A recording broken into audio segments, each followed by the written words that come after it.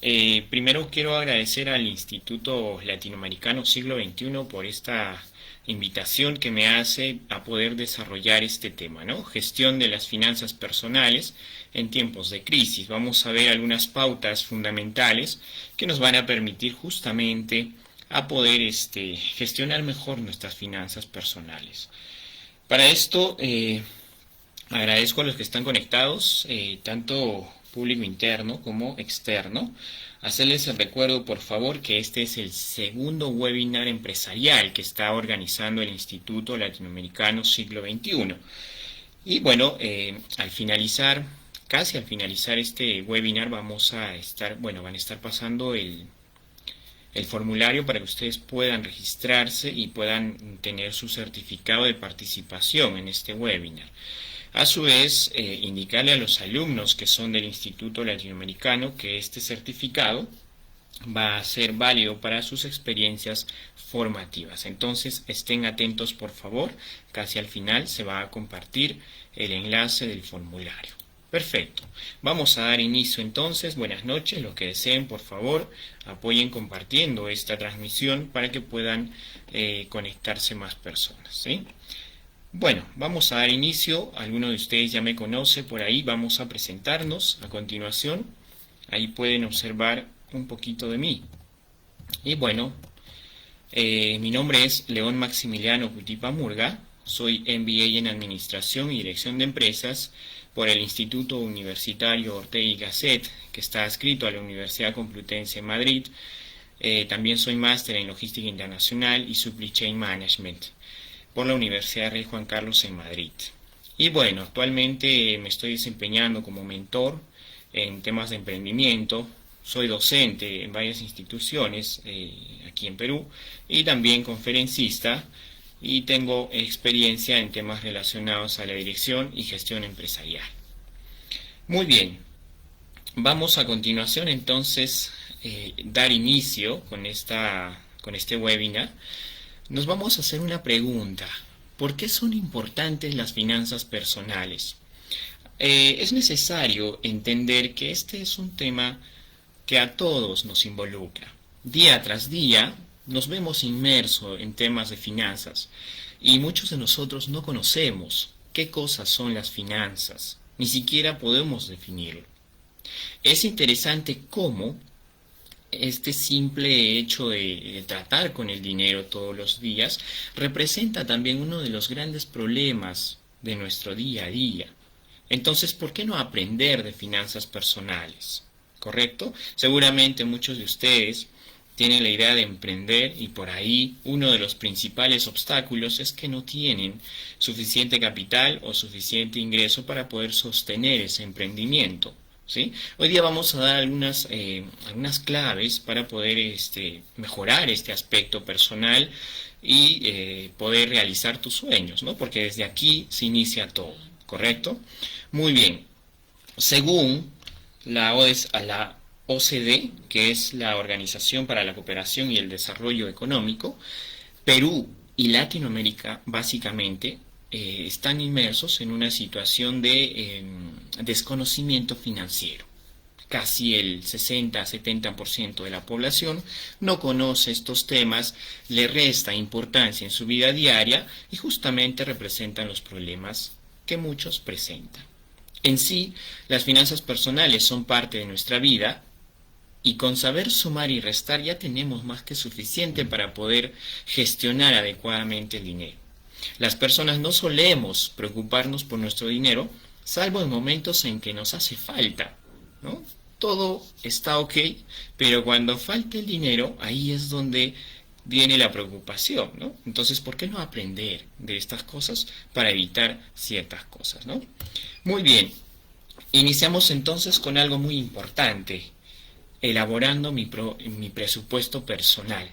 Pregunto a los que están conectados, ¿cuántos de ustedes o qué cantidad de ustedes sabe qué cosa es un presupuesto personal? O si por ahí en algún momento han logrado desarrollar justamente su presupuesto personal. Estoy seguro que muchos no lo han hecho así, ¿ya? Vamos a descubrir y tú vas a, en este caso, conocer cómo podrías elaborar un presupuesto personal con unos pasos sencillos, lo cual te va a ayudar a que tú puedas mejorar tus finanzas, ¿sí? Muy bien, muchas gracias a los que están conectados por ahí. Los invito a que puedan realizar sus preguntas, comentarios. Vamos a intentar responderlo al finalizar esta conferencia, ¿no? Para que ustedes puedan aprender un poquito más. Muy bien, entonces, ¿cómo puedo elaborar mi presupuesto personal? Dice, ¿para qué nos sirve un presupuesto personal? ¿No? Primero tenemos que identificar el por qué y luego hacerlo, ¿no? En sí, el presupuesto dice que debe ser visto como algo que nos ayuda a tener un control y a saber a dónde se va nuestro dinero antes de gastarlo, ¿no? Así no estaremos preguntándonos al final del mes a dónde se fue el dinero. Seguramente les ha pasado, ¿no? Reciben su sueldo, su remuneración, y de pronto, como arte de magia, el dinero se va, ¿no? Y no sabes hacia dónde se fue. Entonces, una de las claves es tener un presupuesto. El presupuesto nos va a ayudar justamente a identificar qué es lo que estoy haciendo con mi dinero. ¿Correcto? Hay algo muy importante en administración y se dice que algo que no puedes controlar, no lo puedes administrar. Entonces, ¿qué esperas para controlar? ¿Sí? Vamos a ver, pasos para armar tu presupuesto. Y básicamente vamos a conocer 3 pasos, ¿no? El primero es identificar nuestros ingresos, ¿ya? Es importante que puedas identificar tus ingresos. Y en sí se conocen 2 tipos de ingresos, ingresos fijos e ingresos variables. Te preguntarás, ¿cómo así, no? Aquí te he puesto una clasificación más o menos para que tengas una referencia. ¿Sí? Lo primero entonces que tienes que hacer es identificar tus ingresos. Primero, hablemos de los ingresos fijos. Podrían ser, por ejemplo, los sueldos. Yo trabajo en una empresa y me pagan mensualmente cierta cantidad de dinero. Eso es un ingreso fijo. Por lo menos, ¿no? A lo que establezca el contrato que hayas firmado con la empresa donde estás laborando. Pero ya representa un ingreso fijo. ¿Correcto? También puedes tener gratificaciones, rentas, o puedes tener una pensión de jubilación, entre otros aspectos. Algo que represente una constante, por así decirlo, ¿no? Que ingrese cada mes y que esto justamente sea seguro, vamos a decirlo así, ¿no? Pero por otro lado, podríamos tener ingresos variables. ¿Qué pasa con esto? Que no son ingresos constantes, sino un mes lo puedo tener y otro mes no. O un mes puedo tener bastante y otro mes no. Entonces, a eso se le conoce como ingresos variables. ¿A qué nos referimos? Por ejemplo, comisiones. Yo trabajo, por ejemplo, en una empresa de ventas, ¿no? Soy vendedor y si llego a mi cuota de ventas, la empresa me otorga una comisión, un beneficio. Pero eso no sucede todos los meses, entonces yo no puedo confiar en ese ingreso. Pero sí sé que a veces existe. Entonces tengo que clasificarlo en la parte de ingresos variables.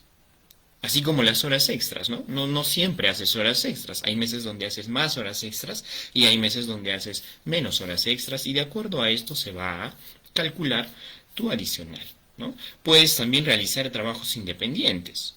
Por ahí, ¿no? Algo que se conoce como cachuelos, por ejemplo. ¿Sí? De esta forma, tú ya tendrías identificado tus ingresos fijos y tus ingresos variables. ¿Correcto? A continuación, tenemos el siguiente paso, el paso 2. Así como hemos identificado nuestros ingresos, ahora vamos a identificar nuestros gastos. ¿En qué gasto mi dinero? Esta es la parte fundamental.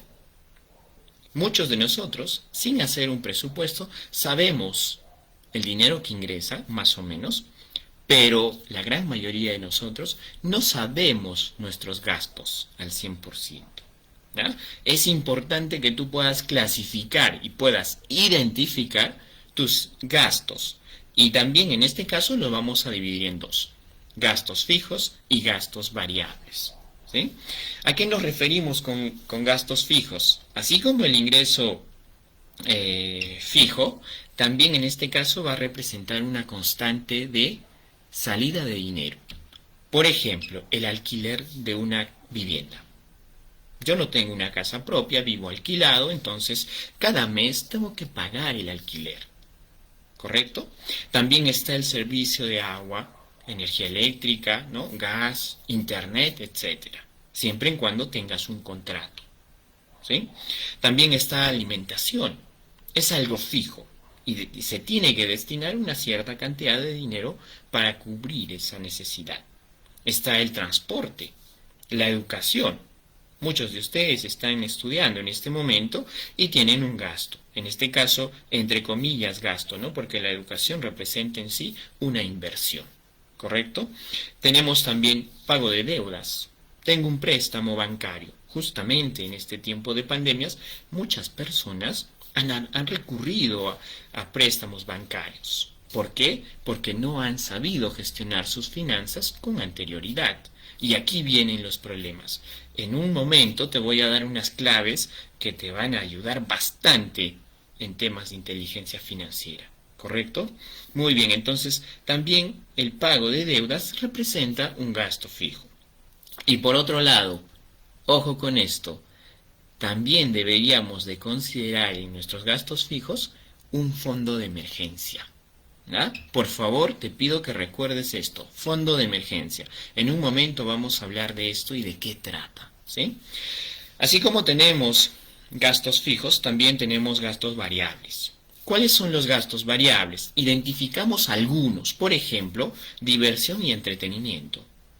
Esto puede variar, no es indispensable. ¿Sí? También la ropa y el calzado. Hay meses donde uno se siente muy deprimido y por ahí, ¿no? Logra desfogar eso a través de las compras. Y de pronto tienes bastantes compras en un mes, en otro mes no, dependiendo, ¿no? Los viajes también. Y algo muy importante, como gastos variables, que muchos no sabemos reconocer, son los famosos gastos hormiga. ¿Qué son los gastos hormiga? Te estarás preguntando. En un momento vamos a desarrollarlo, ¿sí? Muy bien, entonces este es el segundo paso. Identificar nuestros gastos, tanto fijos como variables. ¿Correcto? Muy bien. Pero había algo importante. ¿Qué cosa eran los gastos hormiga? Antes de continuar con nuestro presupuesto, ¿no? Yo quiero saber qué cosa es un gasto hormiga. He aquí una de las claves de las finanzas personales. Y es justamente reconocer los gastos hormiga. Como dice ahí, los gastos hormiga son pequeños gastos que no son realmente necesarios. Sin embargo, lo hacemos en el día a día para satisfacer pequeños antojos o esos conocidos gustitos. ¿No te ha pasado? Estoy seguro que sí. Y es momento de que los identifiques y tomes control de ellos, ¿sí? Bueno, aquí te tengo un ejemplo para que tú puedas conocer mejor esto, ¿no? Por ejemplo, una gaseosa de 2 soles, vamos a ponerle ahí 2 soles, ¿no? Si lo ves como tal, no suena mucho, ¿no? Todos los días yo consumo una gaseosa que me genera un gasto de 2 soles. Todos los días, no pasa nada, ¿no? Es algo pequeño. Pero si analizamos un poco más, ¿no? Y hacemos justamente un registro, vamos a encontrar que esa gaseosa que nos tomamos todos los días, en un año, representa 720 soles. 720 soles de ingreso. Para muchos esto se asemeja o está muy cerca a un ingreso mínimo vital. ¿Correcto? Eso es lo que te tomas en un año, ¿sí? Y no solamente en temas de gaseosas, sino muchos más, ¿no? Un heladito por ahí, que una galletita, etcétera. Hay un montón y una infinidad de gastos hormiga. Es importante que los puedas identificar, ¿no? Muy bien. Vamos a ver ahora algo también importante, el fondo de emergencia, ¿no? En un momento continuamos elaborando nuestro presupuesto personal, ¿sí? Pero antes de ello, también es necesario conocer un fondo de emergencia. ¿Qué cosa es un fondo de emergencia? Te estarás preguntando, ¿no? Dice ahí, el fondo que te servirá como un salvavidas financiero. ¿Ya? Así también se le conoce a un fondo de emergencia, como un salvavidas financiero. Y esto es muy, pero muy importante. Si en Latinoamérica y especialmente en Perú la gente entendiera que estas cosas son fundamentales, muy pocos tendríamos problemas financieros a fin de mes. ¿Ah? Y te pongo un ejemplo, ¿no? Dice, para tener un fondo que nos ayude en cualquier situación no prevista. Es aquí donde surgen grandes problemas financieros. Es aquí donde jóvenes, antes de terminar su carrera técnica, su carrera universitaria, ya están endeudados. ¿Y por qué pasa esto? Porque se generan algunas emergencias, situaciones no previstas. ¿Y de dónde sacan el dinero para una emergencia de un accidente, por ejemplo? Lo primero que se suele hacer es recurrir a una entidad bancaria. Y un préstamo de esos te puede salir muy caro. ¿Por qué? Porque los bancos manejan tasas de interés. Y si eres joven, no has hecho ningún préstamo todavía a una entidad bancaria, tu primer préstamo va a ser el más caro. ¿Correcto?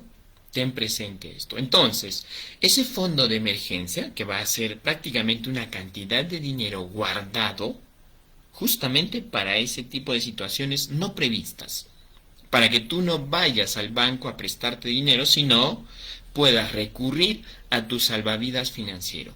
Ojo, esto solamente para emergencias. Por ahí, ¿no? En clase me decía un docente, perdón, un alumno me decía, profesor, si yo estuve esperando a la chica bonita del salón que me acepte una salida y al fin lo hizo, profesor, ¿eso es una emergencia? ¿Puedo utilizar mi fondo de emergencia? No, eso no es una emergencia. Una emergencia es, por ejemplo, un accidente. Una emergencia es esta situación por la cual estamos pasando miles de personas alrededor del mundo. Y estoy seguro que a la gran mayoría los ha agarrado desprevenidos. ¿Correcto? Muy bien. ¿Cuál es la recomendación en este sentido? Que debes guardar por lo menos el 10% de tus ingresos mensuales y destinarlos a este fondo de emergencia. ¿Correcto?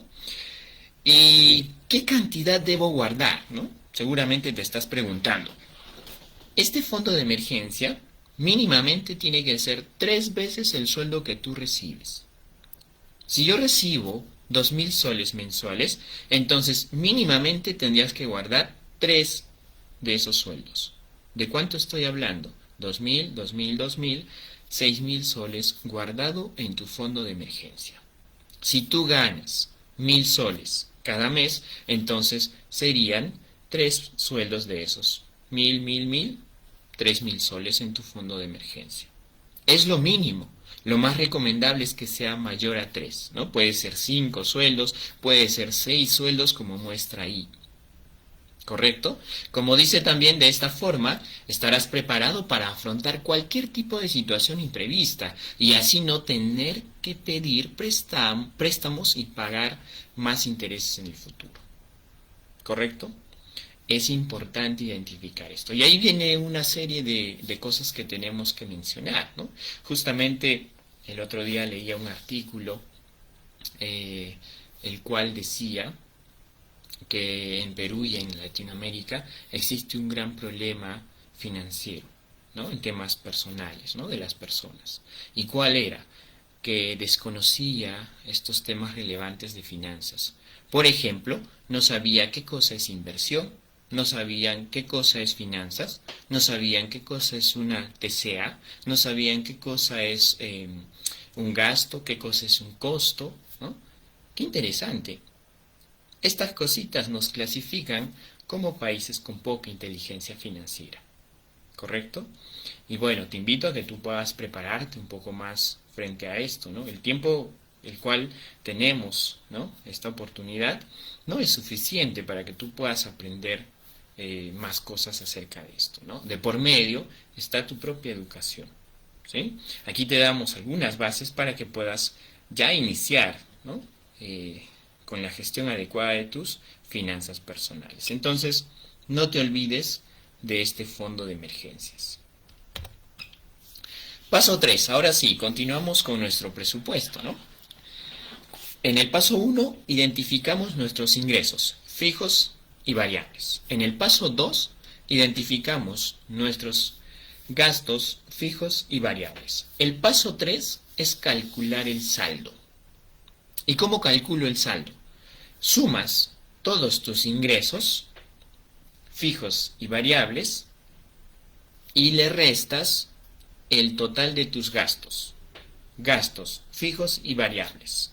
Eso te tiene que dar igual a un saldo. Es tan sencillo hacer un presupuesto, pero muchos no lo hacemos, ¿no? Te tengo aquí algunos ejemplos para que tú lo entiendas mejor, ¿no? Ejemplo 1 dice, ¿no? Digamos, ¿no? Le ponemos un nombre a este caso. Ya, Pedrito tiene un ingreso fijo de 2.000 soles y ha hecho un análisis de sus ingresos variables que representan 500 soles. Sumados todos, Pedrito tiene un ingreso mensual de 2.500 soles. Pero también Pedrito ha identificado sus gastos, tanto fijos como variables. Y Pedrito ha identificado que sus gastos fijos son de 2.000 soles. Y sus gastos variables llegan a 3.000 soles. Sumados, tenemos 2.300 soles en gastos. ¿Qué tenemos que hacer ahora? Una simple resta, ¿no? Tan sencillo como eso. 2.500 menos 2.300. Esto nos da igual a un saldo positivo, a un saldo favorable de 200 soles. ¿Correcto? Eso es lo que queda después de haber hecho esta operación. Esos 200 soles es para mí, te preguntarás, ¿no? ¿Me lo puedo gastar? Bueno, tú decides qué hacer con ese dinero, pero gastarlo no sería una acción inteligente, ¿no? Y justamente tenemos aquí la pregunta, ¿no? ¿Qué hacer con el excedente? Si es que hubiera, no siempre va a haber, ¿no? Lo que tendríamos que hacer es guardar ese dinero y ahorrarlo. Bueno, porque va a ser necesario más adelante para cumplir nuestras metas. Yo sé que cada uno de ustedes tiene metas, tiene sueños, ¿no? Que más adelante quiero tener mi casa propia, que más adelante quiero pagar mis estudios universitarios, que más adelante me gustaría estudiar un posgrado, etcétera, ¿no? Pero ¿qué haces frente a eso, no? Mucha gente lo primero que hace es, si ve un excedente, es gastarlo. Y no es la forma más adecuada, ¿correcto? Yo te recomiendo en ese sentido que puedas ahorrarlo. Pero ¿qué pasa? Miren, si nosotros vemos la visión, por ejemplo, en otros países, el hecho de ahorrar ya no viene al caso, ¿ya? Pero ojo, nosotros estamos empezando en ese sentido. Si no, nuestro país, Perú, sería uno de los pioneros en temas financieros, pero lamentablemente no. Necesitamos aprender desde abajo. Y justamente uno de ellos es aprender a ahorrar. Ya más adelante verás la forma de invertir ese dinero que tú has ahorrado, que es el siguiente nivel, ¿no? Muy bien. Tenemos aquí otro caso para que puedas ver cómo funciona esto, ¿no? Ejemplo 2. Vamos a ponerle a este ejemplo María, ¿ya? María también ha hecho su presupuesto y justamente ha identificado sus ingresos fijos y sus ingresos variables. Y en este caso,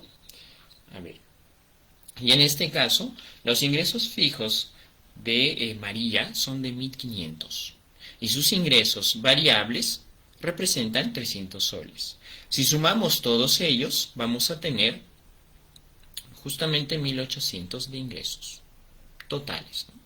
También María ha hecho el cálculo de sus gastos, ¿no? Y en este caso sus gastos fijos representan 1.400 y sus gastos variables 500 soles. Si hacemos la sumatoria tenemos ahí 1.900 soles. Lo que hacemos a continuación es aplicar la fórmula y tenemos ahí, ¿no? 1.800 menos 1.900. El resultado o el saldo en este caso es negativo. María ha gastado 100 soles de más. Y ahí te preguntarás, ¿de dónde ha gastado esos 100 soles de más? Probablemente es el préstamo que se ha hecho de alguien más o es un crédito. ¿Correcto? Un crédito. Ojo que hay una diferencia entre un crédito y un préstamo. Y en este caso estoy mencionando a un crédito. ¿Correcto? Entonces, te preguntarás, y ahora si no tengo un saldo positivo, ¿qué tengo que hacer en este caso? Aquí te presentamos algunas claves. ¿Ah? ¿Qué hacer si no te alcanza? Así como a María, le falta 100 soles. ¿No? Dice, identifica los gastos que es posible reducir y puedes iniciar revisando los gastos variables. Ahí está la clave. Como has logrado identificar en el paso 2 tus gastos fijos y variables, ve a ese punto y analiza tus gastos variables. Hay muchas cosas que tú podrías reducir ahí. ¿Sí? Pero también te vamos a dar algunas recomendaciones para que puedas reducir estos gastos. ¿Ya? Porque si tus ingresos son menores y tus gastos son mayores, obviamente vas a tener un problema financiero. ¿Ya? Primera recomendación, dice, reduce o elimina gastos hormiga. Revísalos, analízalos. Yo sé que hay mucho de ahí para poder reducir o simplemente eliminar. Esos gastos hormigas no representan en absoluto a tu salud financiera. La siguiente recomendación dice, al ir de compras, realiza una lista y respétala. ¿Qué pasa con esto, no? Ustedes saben muy bien de los principios del marketing, de los principios del neuromarketing que están ligados al tema de la emoción, ¿no? Cuando uno va a comprar a un supermercado, por ejemplo, ¿no? ¿Qué es lo que ve? Full promociones, ¿no? Y va a comprar, por ejemplo, 10 productos puntuales, pero cuando ingresa al supermercado ve una promoción por acá, por allá, y al final fue por 10 y sale comprando 30 productos. ¿Correcto? Cuidado con eso. Tampoco es bueno. ¿Qué es lo que tendrías que hacer en este caso?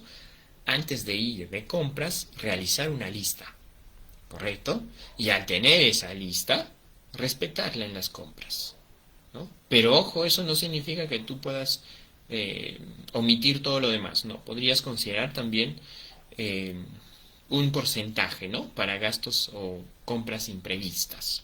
¿Correcto? Pero ya tienes un registro de ello. También la otra recomendación es evitar movilizarte en taxi. Bueno, esto ya depende de uno también, ¿no? Pero podría ser una forma para que tú puedas reducir justamente tus gastos. Y por último, identificar productos más económicos. Sabemos, y esto también, ojo que esto de las finanzas personales también está vinculado con el estilo de vida que tú manejas. ¿Ah? Y si tienes un estilo de vida muy elevado, por así decirlo, entonces poco te va a servir las dos recomendaciones últimas que estamos dando. ¿Correcto? Muy bien, entonces de esta forma puedes tú elaborar tu presupuesto personal. ¿Sí? Muy bien, hasta aquí por favor. Buenas noches con todos. Ahí en el chat, buenas noches, gracias por el saludo. Los invito a que puedan realizar sus preguntas, dudas o comentarios. ¿Sí? Vamos a desarrollar una parte más y en este caso vamos a hablar de elaborando mi plan de ahorro. ¿Correcto? Y al finalizar esto vamos a justamente responder a las preguntas que ustedes tengan. Ya las pueden ir haciendo, ¿correcto? Ya las pueden ir haciendo, en un momento las vamos a responder todas. ¿Sí? Muy bien. Una vez que tú tienes tu presupuesto, lo que sigue a continuación es elaborar un plan de ahorro. ¿Sí? ¿Y cómo elaboro mi plan de ahorro? Te voy a enseñar cómo. Muy bien. Para ello necesitamos saber primero qué cosa es ahorrar, ¿no? Y en una cultura como la nuestra, esto de ahorrar no es muy cotidiano, no es muy común, ¿ya? A pesar de que es necesario, como te habrás dado cuenta, ¿sí? Pero ¿qué sucede entonces, no? ¿Qué es ahorrar en sí? Podemos observar que dice que es un hábito que consiste en separar una parte de los ingresos que una persona obtiene con el propósito de guardarlo y usarlo en un futuro. ¿Correcto? A eso nos referimos con ahorrar. Destinar una parte, ojo, una parte de tus ingresos y guardarlo porque eso te va a servir más adelante. Y aquí tienes que hacer una diferencia. Ahorrar o mis ahorros no son lo mismo que tu fondo de emergencia. ¿Ya? Por favor, distingue ahí. Tu fondo de emergencia es algo muy separado de los ahorros. Y ojo, dice, creer que se está ahorrando por dejar de gastar es estar en un error. No necesariamente. ¿Correcto? No necesariamente. Muy bien, pero te preguntas, ¿qué es una cultura de ahorro? Muy bien, vamos a romper aquí algunos mitos, ¿no? El tema de la cultura del ahorro inicia desde casa y desde muy temprana edad. ¿Correcto? Y aquí te hago una recomendación por excelencia, ¿no? Y seguramente has escuchado hablar de este autor, Robert Kiyosaki, el autor del libro Padre Rico, Padre Pobre. Te lo recomiendo. ¿Sí? Te recomiendo que leas este libro, te va a ayudar bastante en tus finanzas personales. ¿Sí? Luego espero tu agradecimiento, ¿ya? Cuando termines de leerlo. Muy bien, entonces, una cultura de ahorro viene desde la casa, desde muy temprana edad. Y está vinculado también con aspectos emocionales. Cuando una persona no se siente bien, sus gastos son diferentes. ¿No les ha pasado, por ejemplo, a las chicas que cuando se sienten deprimidas tienen esa sensación de salir y querer gastar y querer comprar y querer realizar diferentes actividades? Ahí está, ¿no? El otro punto dice, está presente en nuestra vida diaria. Así como has aprendido a gestionar el dinero, de esa forma será tu vida. Si no has aprendido a gestionar tu dinero, será un caos y todos los meses pasarás apuros.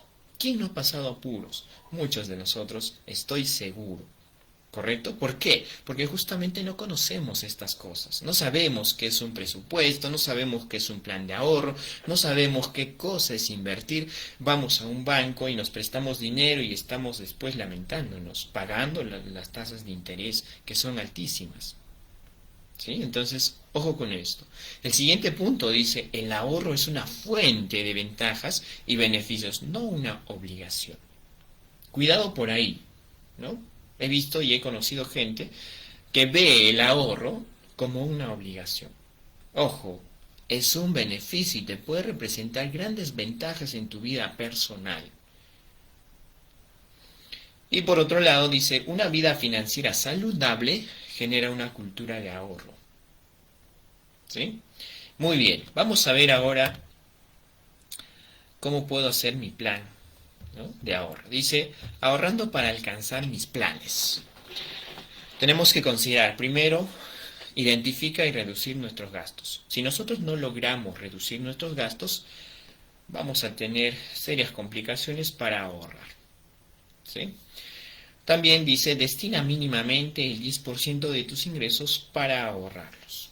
Ojo, el 10% para ahorrarlos. ¿Sí?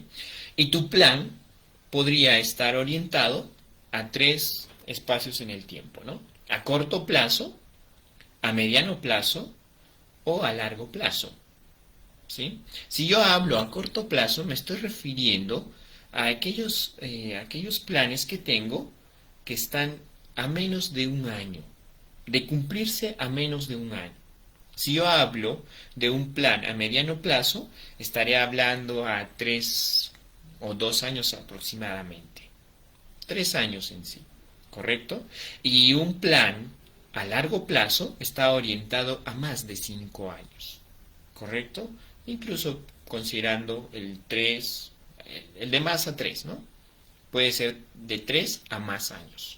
4, 5, 6, 7, ya depende de cada uno, ¿correcto? Y te voy a poner algunos ejemplos para que puedas entender esto. Estableciendo un plan de ahorro. ¿Cómo se establecen los planes de ahorro?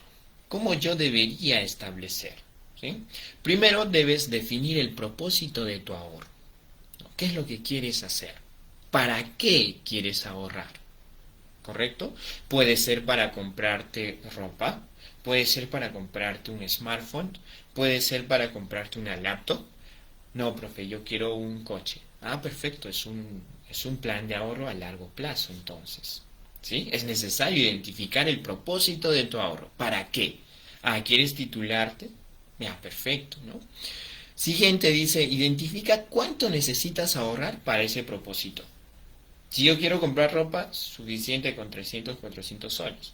Si yo quiero comprar una motocicleta, por ejemplo, tendrás que ahorrar unos 7.000, 8.000, 12.000 soles dependiendo.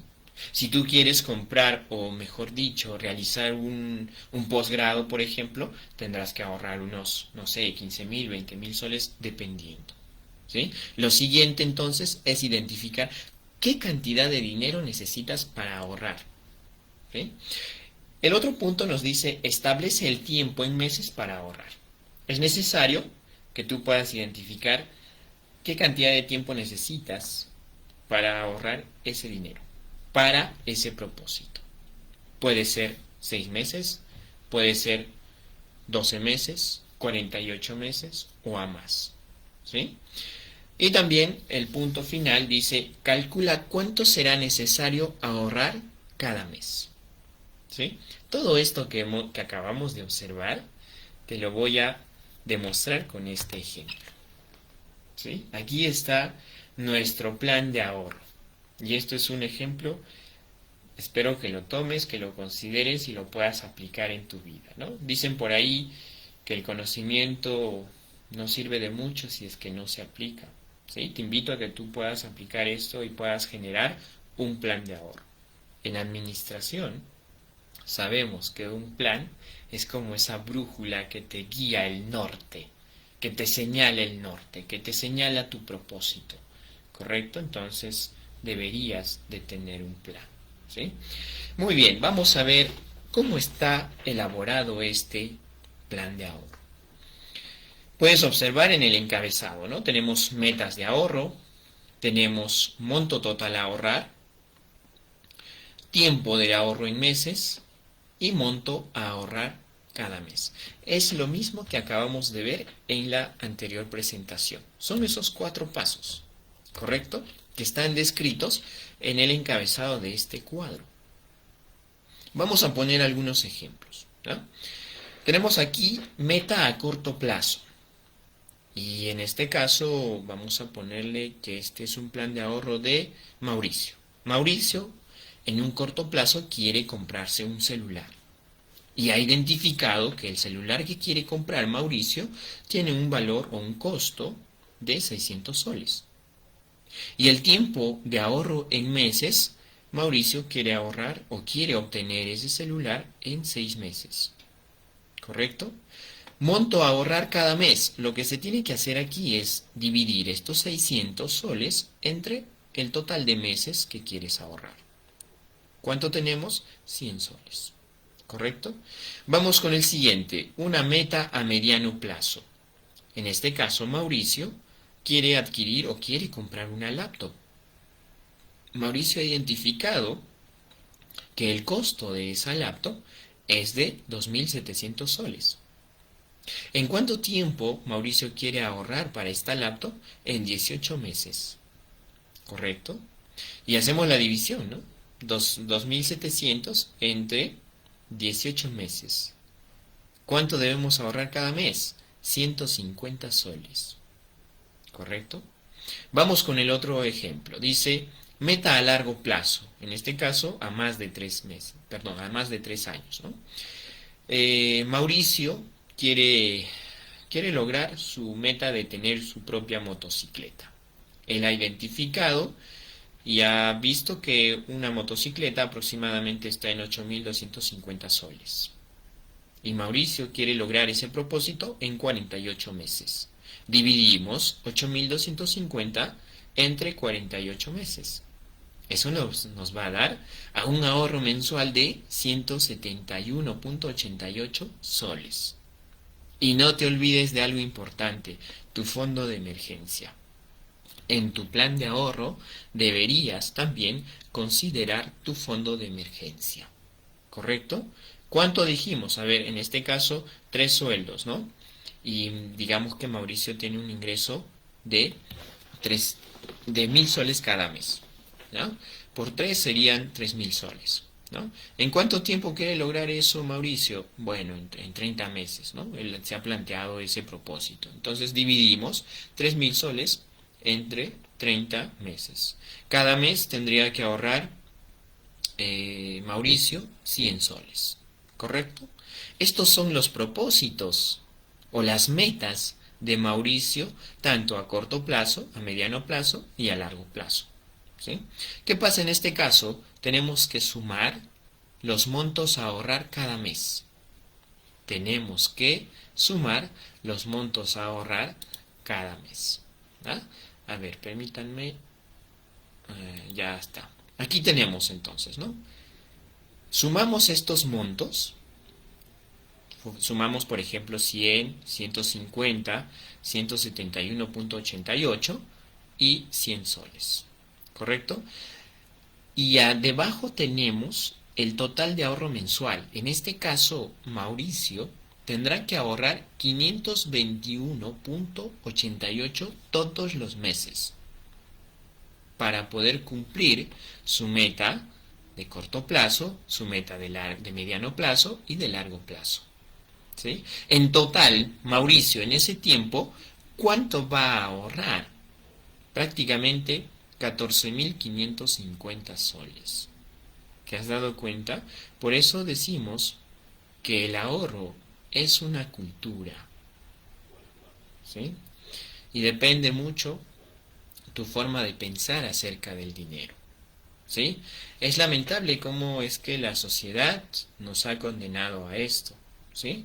El dinero es algo que todos los días está involucrado en nuestra vida. Todos los días.